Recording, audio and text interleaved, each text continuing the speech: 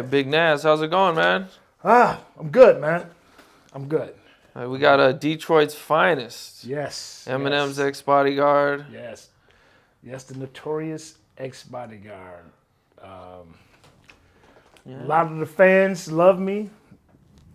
A lot of them hated me.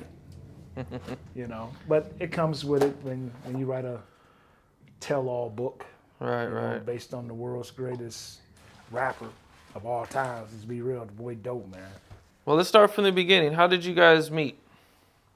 I got a call from my buddy Wolf, and he knew that a mutual party, and they were looking for a bodyguard to do his personal security. And they called me, and I told him, I said, "Hey, man, I'm really kind of done with that. I got a 9 to 5 now, and I really don't want to be involved with no rappers no more." At that point, I was 28. I had been doing it for 6 years, already, and I turned him down. So Paul Rosenberg called me. He said, "Hey, look, man, I heard you're the best in the business. We want you to do this rave party for Eminem. You heard of Eminem?" I said, "Yeah, I just bought a CD yesterday." I said he's a dope artist. He said, "Man, what do you think about it?" I called him back. I said, "Okay, man, I'll do it, but I need 2 people on it." And we negotiated a fee. I went on and did it. They liked the way I work, and the rest is history, man. Okay. At what point in Eminem's career was this? This was actually, I went on tour with him during the first album. His album had just went platinum. Oh, okay. The week that I started working with him, he had just went platinum. So you started off going on tour with him? I started off doing a rave party in Detroit, on the east side of Detroit, in this big ass empty warehouse, and it's all these suburban kids coming from everywhere, from Detroit, Ohio. I mean, man, this place was packed, and they had pyrotechnics, all that kind of shit, man. And it was a rave party, and I remember even being a couple of dentists coming through with the nitrous oxide, so people can do whippets. So it was a lot of drugs. In the beginning, I think that it was more so. He really didn't, believe it or not, man. A lot of people don't know this. M didn't do a lot of drugs in the beginning. That song that he has, I can't remember the name of the song, where he sings these drugs really got a hold of me. Right. And he keeps refraining that chorus. It was pretty much drug free at that time. And it's almost like that song put the negative energy out there for him to really end up being hooked on drugs. Because he wasn't on drugs in the beginning. Matter of fact, Kim used to call me, "Hey, Nas, can you make sure that Marshall doesn't do any drugs?" And that was part of my job, man, to protect him and to protect him from drug use. So. Oh, okay. Yeah. At what point did the drugs start getting heavy? Baltimore. Oh, okay. I seen the. God.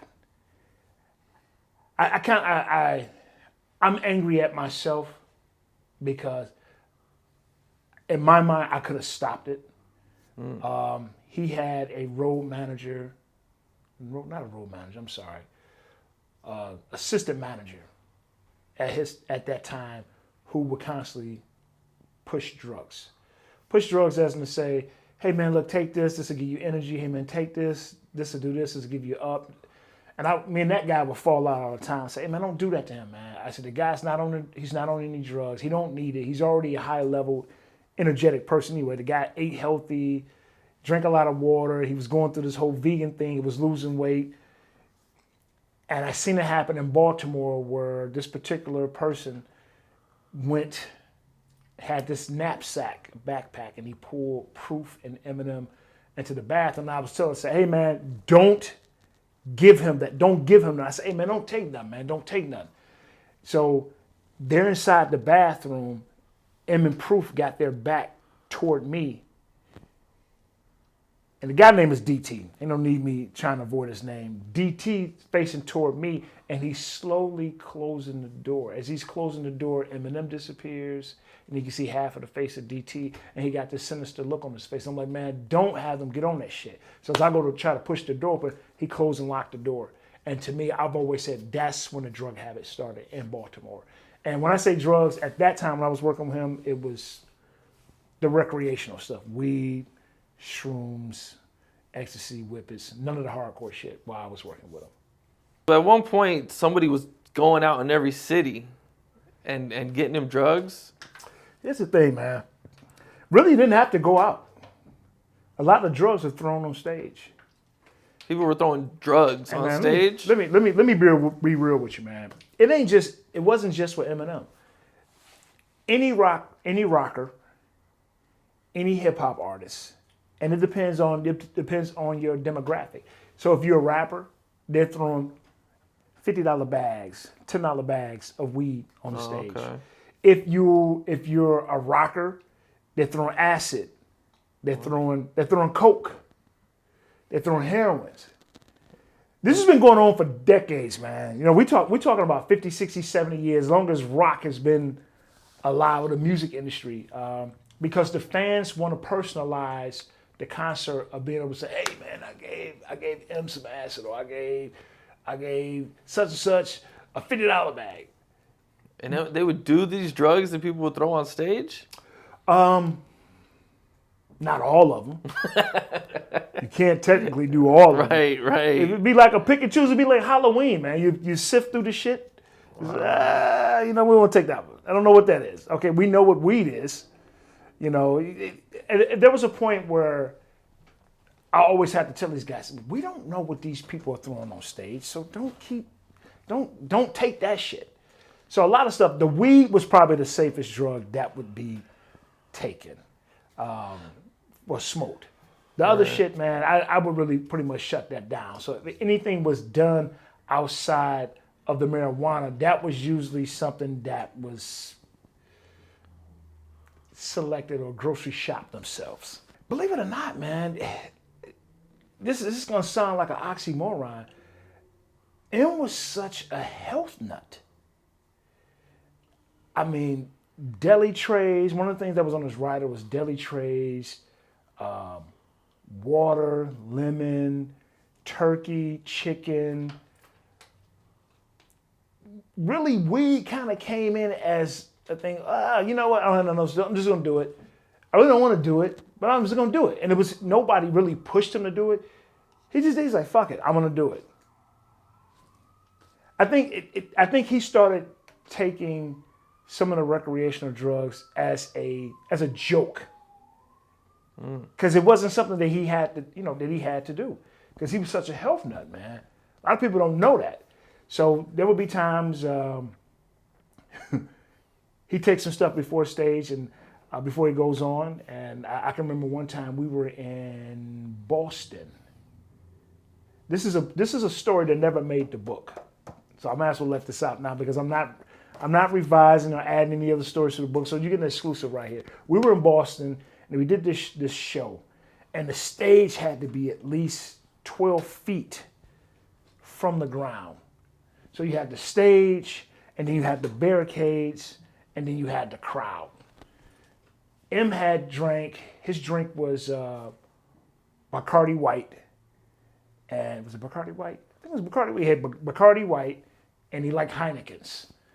See, he drank a little bit of Heinekens. You know, everybody drink backstage. You know, before you go on site, it's like a pep rally, man. It's like a football team. You're getting hyped up before you go out there to perform. You know, everybody take a little sip, do something. This particular day, he did too much. I think he took an X, and he took a cap of a shroom. So he's into, the show is off the chain, man. He's getting into the second verse of Brain Damage, the song Brain Damage. He's walking across the stage. I'm far left. He's walking across the stage, and he's hyped. He's doing this thing, man, and he's getting ready to go into the second verse, and before he can put his foot down, the drugs kicked in. You've seen it. Everything just went in slow motion. And he couldn't remember the words. So Proof had to step up and finish the second verse. At that point, M was completely high. I don't know about you, but I've never seen anybody high kick in the moment that it kicks in. That was the first and only time I've ever seen that. And he ended up falling off the stage. He fell off the stage, hit the barricade. It's dark. So you don't know how far down it is. So when he falls off the stage, I jump down to get him. And I remember jumping down, and I'm 6'8". It's taking me forever. I'm like, shit, when does this thing end? So when I jumped down, I almost landed on him. So as I'm getting close to the ground, I see him, so I had to straddle my legs. He had hit his ribs on the barricade. So Proof pretty much ended up finishing the rest of the show. We got him back on stage so he can complete the contract. But Proof carried him throughout the show, vocally. So Proof became the artist and M became the hype man. So whatever words he could remember at that time, that's what words he would do. And then Proof carried the show. And then we ended up going to the hospital. We had to go to the emergency because he hurt himself pretty bad, man. So EMS came, loaded him up, went to the hospital. And so you got this team of doctors that are doing x-rays and everything. And come to find out, he just had bruised ribs, no cracked ribs. Then you got all these doctors that's coming from all over the facility that's taking like a group picture. And it was crazy, man. And I remember M saying after everybody left, he said, hey, before I leave, can somebody give me a prescription for Vicodin? So that was, we all bust out and we laughed, man. So that was one of those stories. Did he get his prescription? Nah, man, they didn't give it to him. They didn't give it to him. Oh, man. At one point, you said he did 14 drugs in one day. Yeah. Can you take me through that day? Oh, man. Dude, you talking about 20 years ago. I would literally have to go back and read my own book. Well, you didn't. In the book, you didn't really. You just said it. I remember the day. I remember we were out here in Cali. Oh, okay. We were in Cali. He was recording the second album, the Marshall Mathers LP, and I remember him having trouble sleeping. So a lot of it was sleeping pills, so he can go to sleep because he had problems sleeping. And then there was some ecstasy, there was some shrooms, some weed. Oh man, it was just. What did he start off with during the day in the morning? Man. Usually, when he started off in the day, what he would call helicopters. Helicopters. That's what he called it. Was ecstasy. Oh, okay. So he would take a half pill. Like I said, he was a diet. He was a person that he was on a diet. So he never took a whole pill. He always took maybe a quarter or a fraction of a helicopter. So he would feed off the little, like where some people just pop a whole pill. He would just break little crumbs off, periodically throughout the day. So throughout the whole day, he might take a whole pill. And then he eventually graduated to doing a half a pill. Okay. Yeah. That's how he would start his day. Were you worried that day, like he was gonna overdose or anything? I was. I was, man, because I literally would sit there and watch him sleep. I would have to sit there and watch him sleep to make sure he didn't go into cardiac arrest or he stopped breathing, because it was like when you. So you had to watch because I think you said he was even scared to go to sleep. He was scared to go to sleep because he took so many different drugs, and we all were like on high alert. Like, we gotta watch this guy, man, because we don't know what he's gonna do.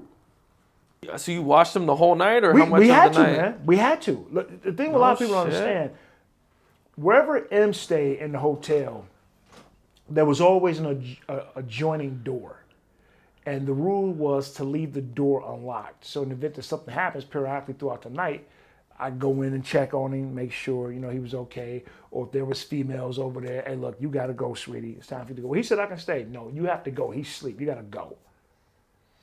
Oh, okay. Oh, yeah, man. You'd be amazed at some of the stuff that I had to do, man. Wow. My job went above and beyond being a bodyguard.